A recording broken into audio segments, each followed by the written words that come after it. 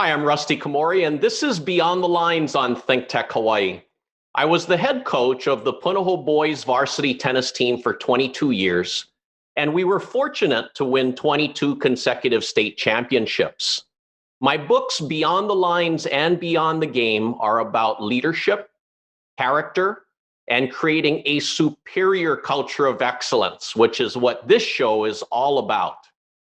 My special guest today is the author of the best-selling book Persuade and president of iHeartMedia Honolulu.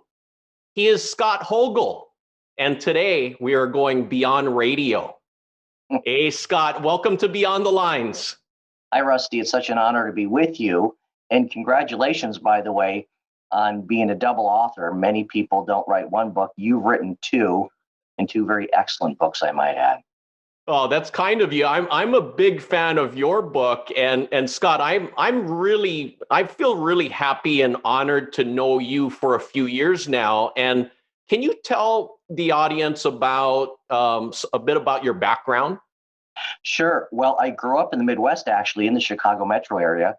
And at the age of 9 years old, I was delivering the Chicago Tribune, even in the snow. So as you can imagine, living and working in Hawaii feels pretty good. But I would grow up in the Midwest, and then at the age of 20 years old, I would move to the East Coast and begin my radio career. So this year I've been in radio about 31 years, and my focus would be to really kind of start my journey in the sales profession, then go into management leadership. And if I had to say the one thing I would attribute my success to, it's that I try to always maintain a student mindset. So when people ask me, what's the secret to mastery? I think it's having a student's heart. And that's where it all starts. You know this, one of the greatest tennis coaches Hawaii's ever had. And I'm sure some of your best players were best players because they were best students. Yeah, I like what you said there about mindset. And like I said earlier, Scott, I'm a big fan of your book, Persuade. And I want to know, why did you write that book? That's a great question. Reminds me of a quote J.P. Morgan once said, that there's two reasons a man has for doing anything: the reason that he tells everyone, and then the reasons he doesn't. So it's a little bit of a long answer, but the journey started in 2011. I never thought I was going to write a book, but in the office I'm sitting in right now, I would meet with a man named Mark Cole. He's the CEO of the John Maxwell Company. Mark was in my office, and I was sharing with him some thoughts on why I thought John Maxwell could write The Laws of the Salesmaker, because he had written the 21 Laws of Leadership. And believe it or not, he actually penned those laws in the Ilokai Hotel. And interestingly enough, Mark took my idea to John. John would come back and say, I've got to stay in my leadership lane. We think you should write the book. Well, that seed would get planted in my heart, but frankly would not grow for a number of years until I would face an event in my life that would really kind of knock me on my butt. And that was when I would face cancer. I would face cancer a number of times over the next few years, but there were a couple of bouts that were just dramatic. And after one of those dramatic episodes, to be honest with you, I had, how should I say this? I lost my ability to talk for a while. I forgot what I had written in my book. I lost my confidence. And as the primary communicator in my building, that was really kind of difficult. And I started to count my days. You know, King David once said that, Lord, help me to number my days, that I may number them aright. And I'm a person of faith, and that really spoke to me. And anyways, long story short, I thought I was going to just take it easy and wait and see what happens in life. But I felt God put something on my heart one day. And the question was, what's left undone that needs to be done? Well, when a person sees their end, or they think the end could be near, there's really only one or two or three things on the list. And one of them was to write a book. And there's three things I love to talk and write about: sales, leadership, and theology. So that's where I would make the decision to write Persuade. And over the next few years, I would battle cancer on and off, and God would be very good to me. There would be times I would experience supernatural healings. There would be times where Western medicine would be very helpful to me. And I think probably one of the miraculous things I could share with you, if that's okay. Um, I this one experience where the bone had been eaten away by cancer that connected my leg and my foot. I know this because we had an X-ray, and the doctor basically said, "Scott, we should put a spike into your bone because if your foot breaks off, there's nothing for us to attach it to." But at that point in our journey, my wife and I had made a decision to take every big medical decision back to God. So we prayed. And I felt like God had said, "Don't do that." And I thought, well, I thought I heard him wrong. You don't get the answer you want, go back and ask again, right? But I knew the Lord's voice. And so I waited and waited and waited and really, frankly, expected a miraculous healing. Well, a few months would go by and I still could not walk. And one morning I was having a waking dream, and dreams don't always make sense. And I would see myself running in that dream. And I woke up that morning and I knew I was going to walk. And to make a long story short, I would start walking that day, not without some difficulty or pain. I would have to literally, as they say, walk it out. And I've been walking ever since. A month later, I would go back to the doctor and get an x-ray, and the bone still hadn't grown back yet. So I guess you could say, well, how are you walking, Scott? And I really believe it was walking by faith. And I'm grateful to God for that. Wow, Scott. I mean, I know you're a man of faith, and that truly is a miracle, what I just heard there. And I mean, what was your mindset like, during that experience? Great question. There's multiple answers to your question. I wish I could tell you honestly that I was strong the whole time, that I stayed in faith the whole time, that I didn't have any doubts, that I didn't have any fears, but that would not be true. I had to walk through all of those.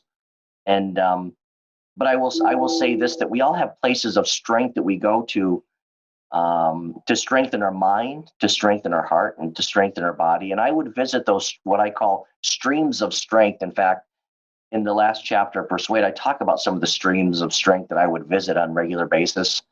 But my mindset would shift.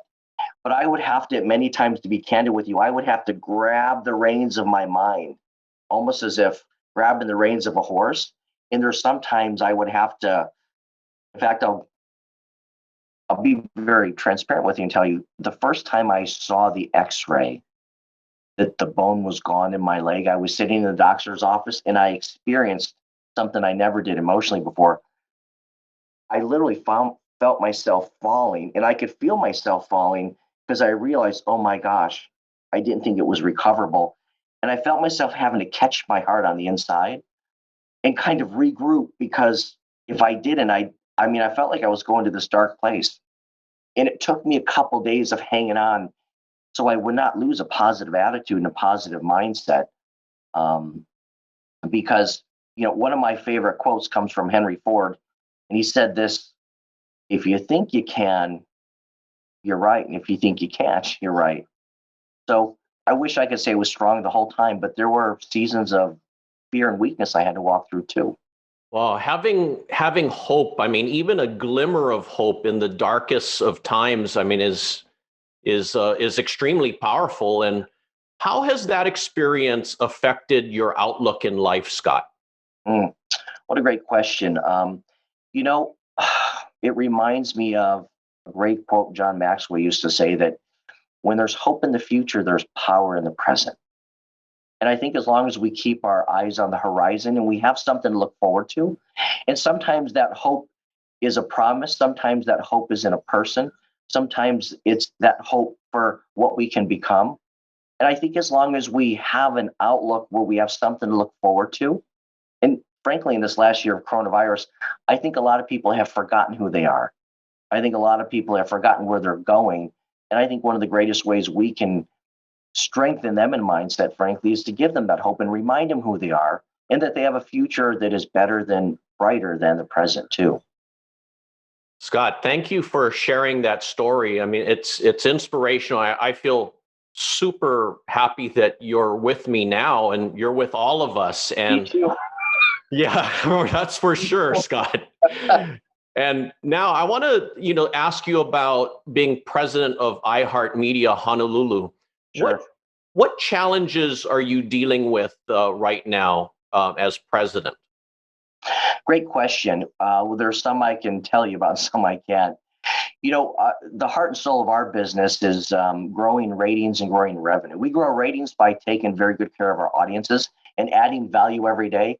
And we grow revenue by doing something similar. The audience and growing revenue is our customer base, it's our advertisers. So we have to constantly challenge ourselves. How can we keep adding value? So, in that respect, we are basically in the business of selling customers. So, our audience represents consumers. And one of the things that we got really focused on about a year ago was, in fact, there's no other way to say it, is we went on a rescue mission to save small business in Honolulu. We would put over 100 advertisers on the air in a 2-week period for free during the COVID shutdown and give away millions of dollars of advertising because businesses and people bet the bank on becoming entrepreneurs. Everything weighed in the balance as they were forced to shut down and their revenues went down. So our focus back then was trying to resuscitate them, trying to bring them customers. And the difference is today we're reaping some of the benefits of that. So those seeds that we sowed in investing in the community, we're reaping some of that now. And we're trying to get back to the new normal or the next normal, just like everybody else. No, and Michael W. Perry is part of iHeartMedia, and he's a legend in radio, Yes. for decades. And I want to ask you, Scott, why is he able to sustain success for so long? That's a great question. Gosh, I think if I had to guess, well, let me just say this: there's no definitive answer to your question because if there was, we would bottle it and sell it for billions of dollars. Michael, of the 10,000 radio stations in the United States, Michael has a degree of influence in Honolulu here, and he's had a track record of success that very few people in the history of the radio industry have had. He's been number one and the most influential DJ in Hawaii for over 37 years now. I think there's a couple of things that make Michael successful. One is he's got one of the greatest work ethics you've ever known. Two, he shows up suited up, ready to play every day. And I know you know what that means. You're an amazing coach, one of the best we've ever had in Hawaii, Rusty. And you know how to recognize that in a player. So as successful as Michael is, he's one of the hardest working. He's always focused on helping the people on the other side of the mic or frankly on the other side of the desk. So whether he's serving our listeners or our customers, he's always finding ways to add value too. And of course, he's got great talent. He's got a great voice. He's got a great sense of timing. And he knows how to give people what they want. And there's probably more things on the list, but those are the things that come top of mind. And I'll just end it with this. I would say he's consistent. And one of the greatest secrets to success is consistency, because consistency means that if you're doing something right, it compounds over time and it multiplies. And Michael's success has definitely multiplied. Well, I love listening to Michael on his radio show, and I also love listening to Rick Hamada, and he has a very popular show as well. And why is Rick having a lot of success with his show? Well, Rick, like Michael, has been on the air for many, many years. In fact, I want to say Rick's been on the air 27, 28 years this year. And Rick is in a category of his own. He's the number one talk show host in Hawaii. He's been reigning number one for many years at that. But Rick talks about the local issues. He involves the audience. He takes a lot of call-ins. And frankly, he talks about sticky issues too. Things that you have to be very well informed to be able to handle, and things that people have a lot of energy and passion around. So I will say this about Rick Kamadi. When you listen to him on the air and how he communicates, he's the consummate gentleman. And he knows how to make people feel comfortable. That's one of the things I admire about him the most. He's very good at it.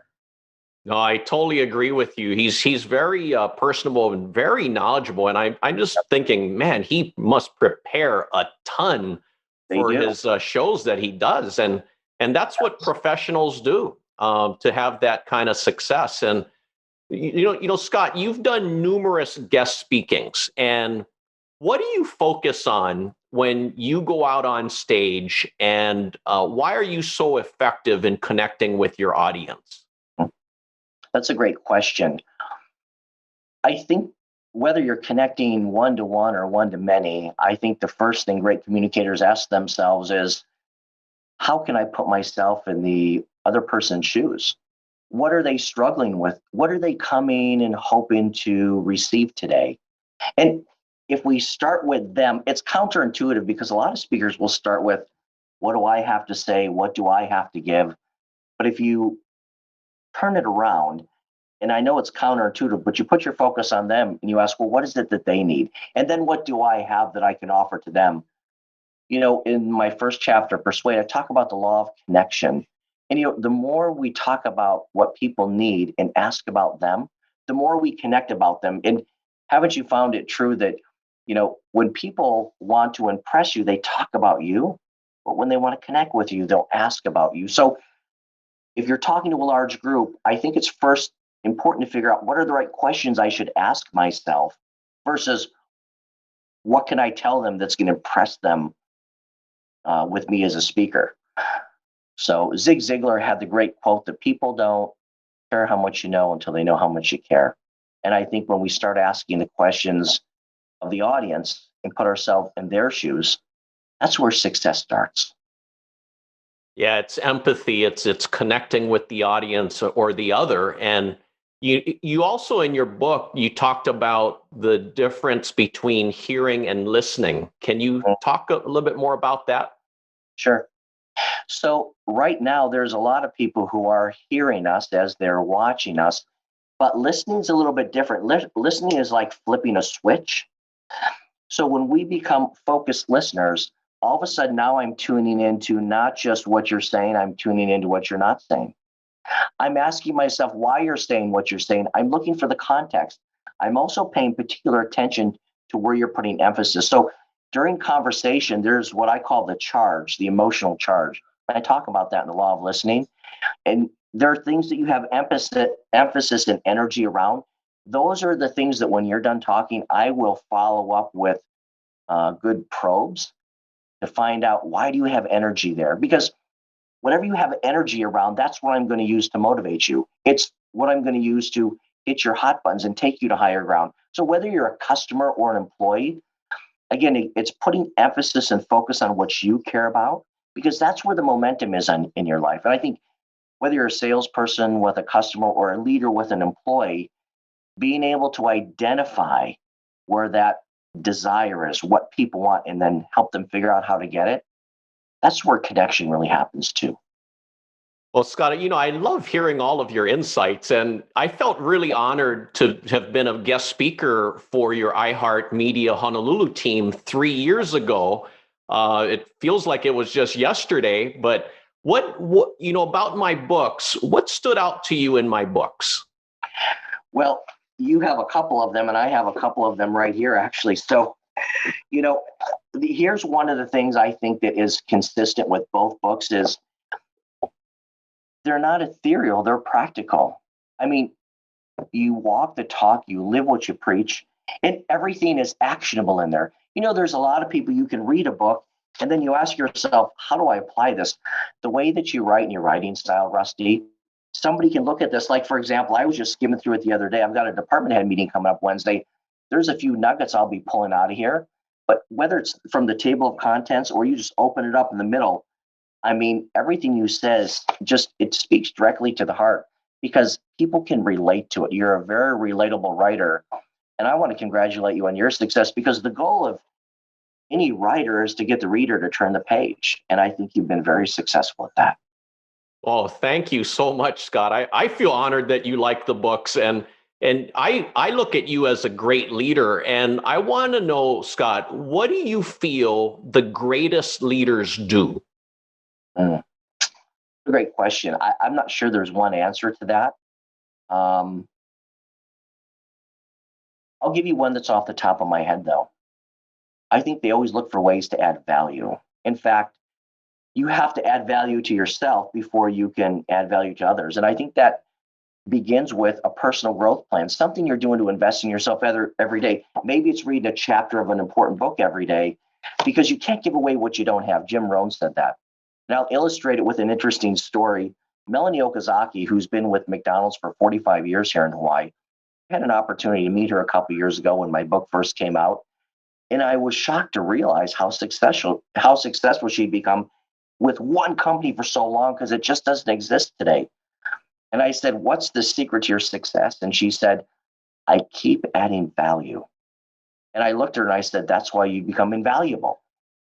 And they can't live without her today. And that would be my one advice to leaders, is that pick up a book today. There's tremendous nuggets of wisdom, and also mentors. The mentors line the bookshelves of Barnes and Noble, just waiting to invest in you. But you've got to deposit their years of wisdom inside of you, so you have something to give away to your team. So the more you add value to yourself, the more you can become valuable to those that you serve. I like hearing that about adding value. And Scott, as a leader, how would you describe your leadership style? Another great question. I don't think I have one style. I think I have many different styles. Sometimes I'll ask questions and then spend most of the meeting listening. In fact, I have a great prop to share with you. It's not just a prop. It's actually something that I put on my desk sometimes. In fact, I have a couple of props I'm going to share with you. So here's the first one. Can you read it? Yep. Stop talking. It reminds me to sometimes stop talking because I'm a dominant communicator, and it flips the switch for me, and I'll just start asking more questions. That's one thing that makes me a good leader. Here's another one. I talk about, in the law of the sixth sense, I talk about what it means to follow the puck. So I have a hockey puck that I keep on my desk.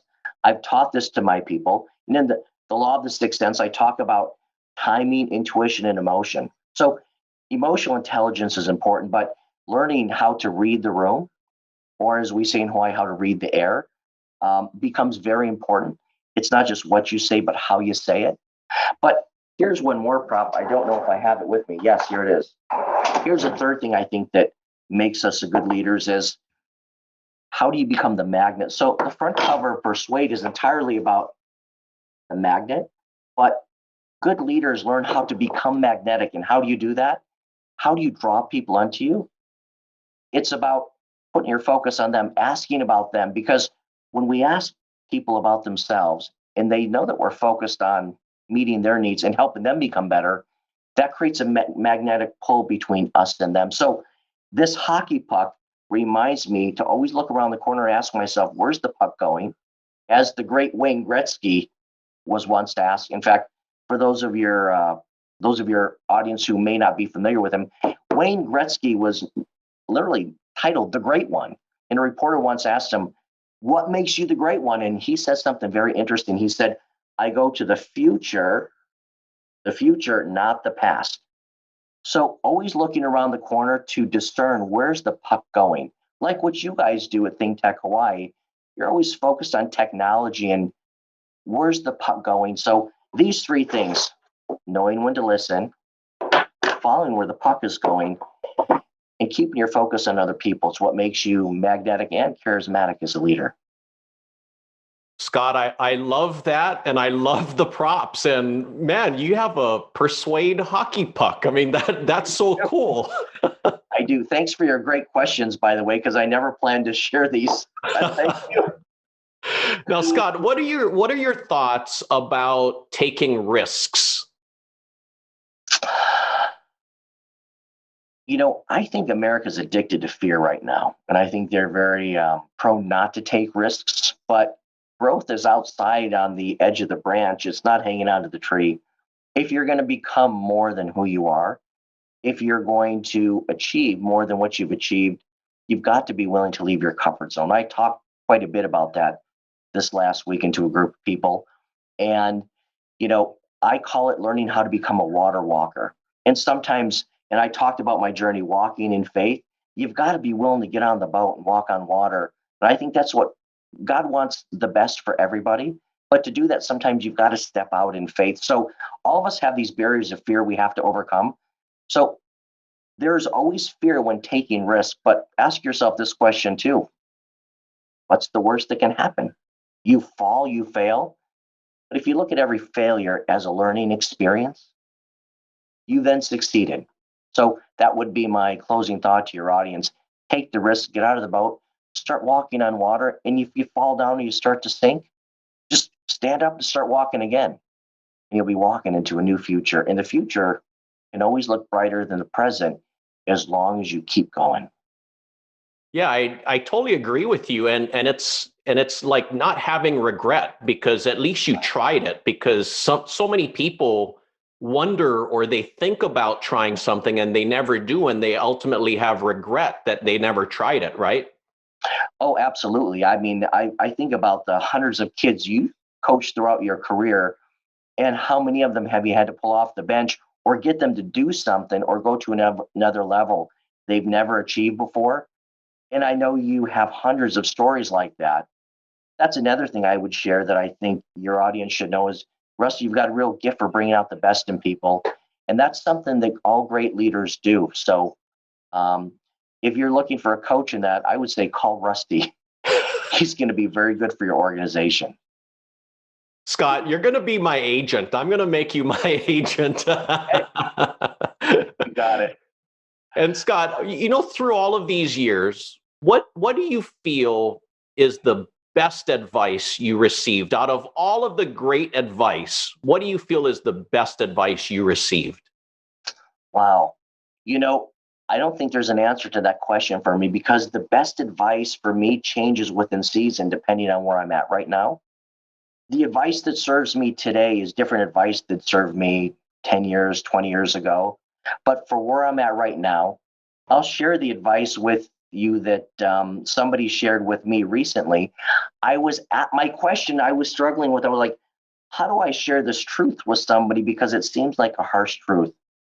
And she said this to me: speak the truth in love. And I thought, there's an old statistic that 95% of arguments break out because of the tone of voice. And I thought, you can say the toughest thing to somebody, even if you're speaking truth to power. But if you say it with the right heart and they know that you care for them, no matter how tough the news, it resonates. So when they said that to me, it so touched me in the heart, Rusty. I wrote it down, and I always keep in front of me those things that are important to me, the things that resonate with me, so I can see them every day and it can imprint on me. So that would be my answer to your question. In this season of my life, speak the truth in love. Oh, I love all of these nuggets of wisdom from you, Scott. And what would be a future goal of yours?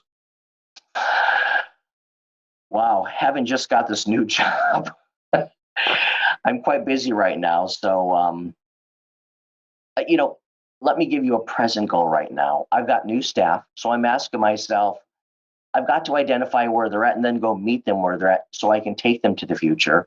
But a question I'm asking myself now is, how can I add value to them? Because leaders, when they find ways to add value, that's how your influence grows up. The leadership industry has been hypnotized by the word influence lately. And a lot of people talk about it, but people don't usually tell you how to actually grow your influence. The shorter answer is, you've got to add value to people. When you find ways to make deposits into the relationship bank account and you're consistent with it, that's when your relationship equity or influence goes up. So my goal right now is, for the new staff I've taken on, I'm asking myself, how can I add value to them? So I've got future goals that include to continue to grow ratings and revenue in my daytime job. But I've got a couple of books that I'd like to finish in the next couple of years.